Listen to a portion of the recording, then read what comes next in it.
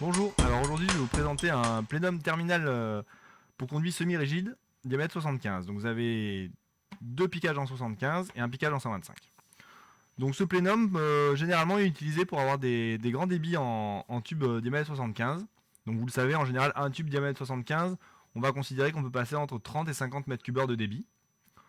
Donc 30 pour avoir vraiment des applications silencieuses en chambre, des choses comme ça. Et 50 c'est pour d'autres applications comme les grandes vitesses cuisine, les applications qui nécessitent des gros débits et où le facteur bruit est un petit peu moins problématique. Donc là généralement c'est un plénum qu'on utilise donc pour la grande vitesse cuisine. Donc là on aura environ 140 à 150 mètres cubes heure.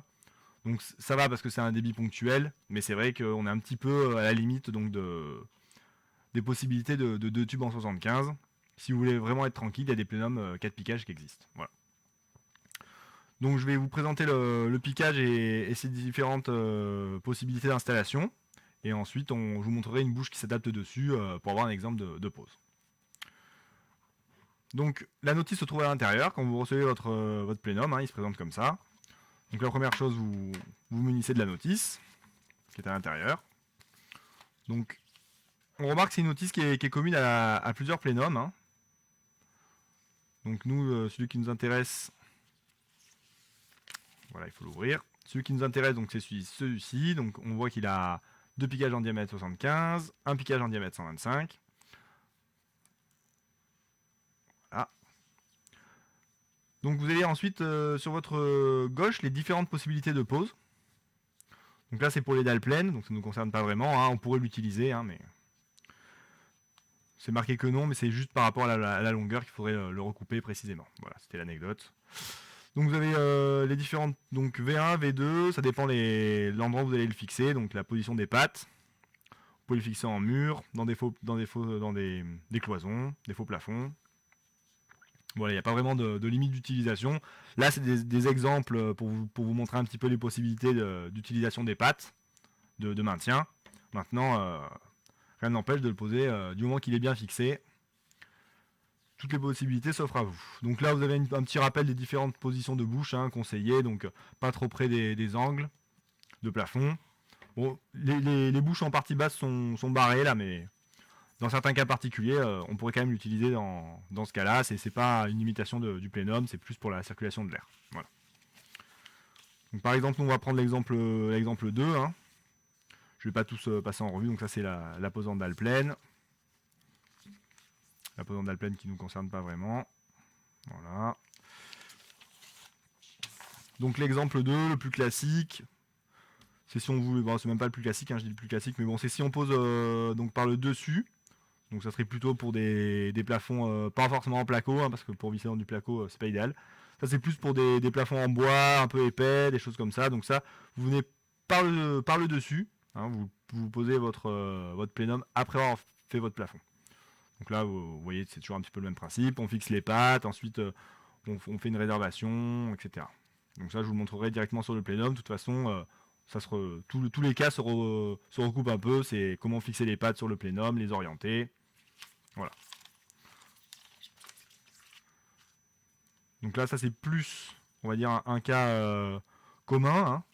Donc c'est une pose sur un plafond sous lequel on va venir positionner un faux plafond en plaque de plâtre. Donc voilà, là on a la coupe de principe avec les réservations minimales. Donc attention, 3 cm, moi je conseille un petit peu plus, parce que selon les bouches que vous allez devoir fixer ensuite, 3 cm ça va être vraiment le minimum. Moi je conseille plutôt 5. Après voilà, adapter selon la bouche que vous allez poser ensuite. Mais prenez un petit peu de marge, parce qu'après si la bouche venait à buter dans cette partie-là, dans le piquage 75, vous aurez des problèmes. Voilà. Donc là on va retrouver les différentes étapes. Donc là on va...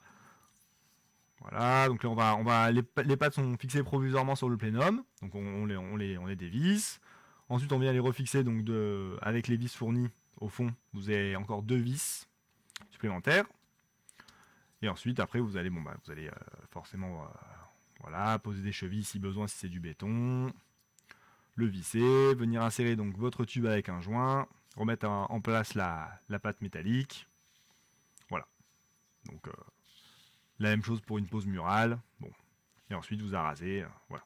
Donc, je vais vous le montrer directement, directement, ça sera plus lisible. Vous avez la notice avec les différentes cotes, vous pouvez vous y rapporter si vous avez un souci.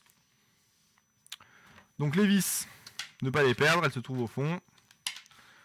Donc vous avez un bouchon d'obturation qui peut être pratique pour les travaux, hein. On l'enlève en premier ou en dernier, enfin bref, ça permet d'obturer le plénum et d'éviter qu'il y ait de la poussière à l'intérieur. Important à remettre si vous avez des gros travaux à faire par la suite. Donc là, on va retrouver de part et d'autre du plénum de chaque côté, donc la pâte de fixation, vous voyez elle est montée provisoirement avec une vis, donc on vient dévisser la vis, voilà. Donc on récupère la première pâte. De la même manière, on a la pâte du côté opposé.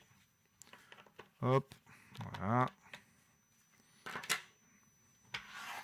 Avec les deux pâtes de fixation. Donc là, vous avez maintenant les deux piquages des conduits. Donc vous pouvez néanmoins utiliser qu'un seul, hein, si vous n'avez pas besoin des deux, que vous avez un plénum comme ça sous la main.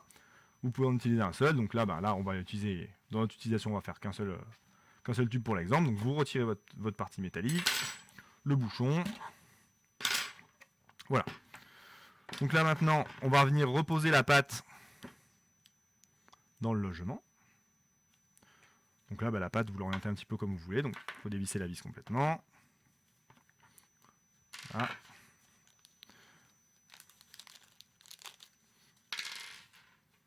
Donc vous avez plusieurs trous. Donc ça permet de positionner la pâte selon l'utilisation. Donc vous avez, si vous voulez avoir un endroit très long, vous mettez vos deux vis sur les derniers trous. Inversement, vous pouvez donc poser ça de cette manière-là. Comme on l'a montré tout à l'heure, on peut aussi le poser par le dessus. Donc dans ce cas-là, on met la pâte dans l'autre sens. Voilà. Voilà, donc vous avez une petite partie striée ici. La même chose là. Donc dès que les vis sont serrées, normalement, il n'y a aucun souci. Ça ne glisse pas. Donc là, je vais prendre un réglage moyen, hein, pour l'exemple. On va prendre une vis ici. Voilà.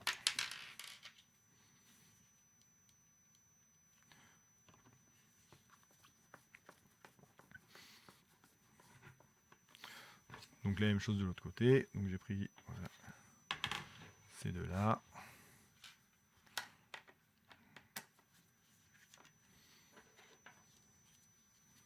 Donc après, vous pouvez faire, même pour l'exemple, je vais vous montrer, on peut faire une fixation dissymétrique. Hein. Des fois, ça arrive, hein, dans le bâtiment, on n'a pas forcément tout le temps des plafonds très plats, donc c'est possible.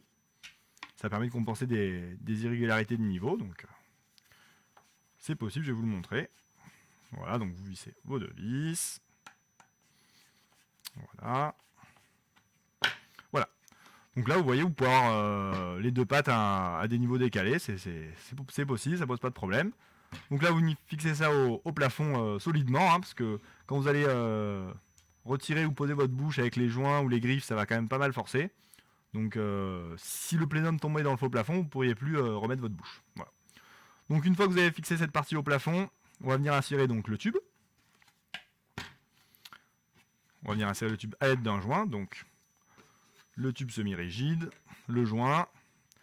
Donc en général, on le met sur la deuxième nervure. Voilà. Donc il faut bien le centrer, hein. Donc vous essayez de bien le positionner. Donc comme vous l'avez peut-être pas bien vu, je vous le remontre. Donc il y a une partie fine. Donc voilà, la partie fine va venir contre le plénum et la partie un peu plus large donc vient dans la nervure. Voilà. Donc une fois vous le centrez bien, ensuite vous n'avez plus qu'à venir donc l'insérer ici. Voilà. Donc tout en maintenant une légère pression, vous revenez insérer votre clips métallique.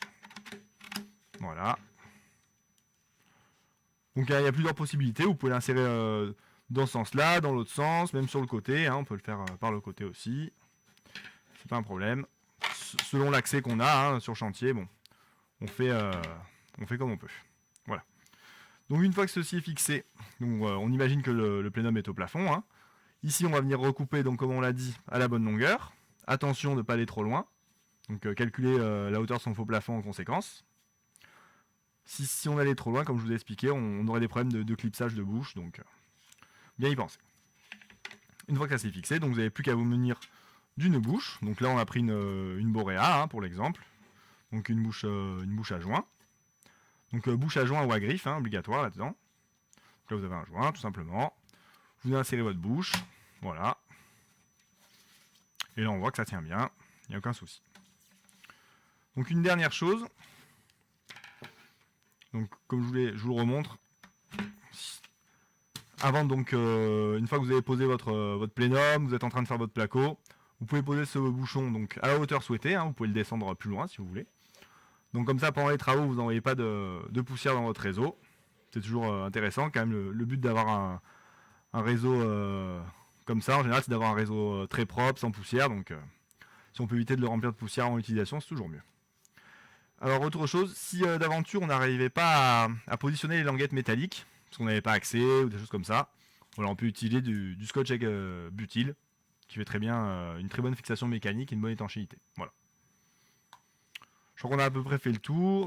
Voilà, donc il y a la notice si vous avez des questions sur les dimensions, des petits points techniques. Et puis voilà, je crois qu'on a fait à peu près le tour. Voilà, c'était les plénums, donc double diamètre 75, un diamètre 125 de la marque Econoname. A bientôt.